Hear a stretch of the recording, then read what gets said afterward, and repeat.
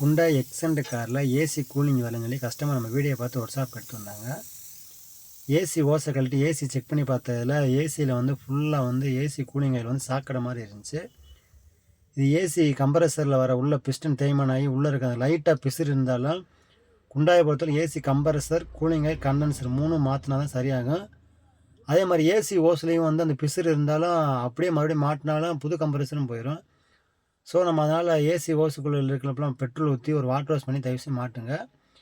இது அப்படியே மாட்டினாலும் புதுசில் அந்த பிசிறு போனாலும் மறுபடியும் கம்ப்ரஸர் எல்லாமே போயிடும்.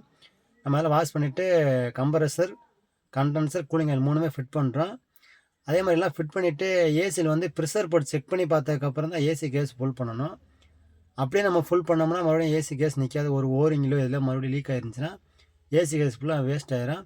ஸோ ஒரு அரை மணி நேரம் மினிமம் ஒரு 1/4 மணி நேரம் நல்லா வேக்கம் போட்டு ப்ரெஷர் செக் பண்ணி பார்த்துட்டு ஏசி கேஸ் ஏற்றுங்க.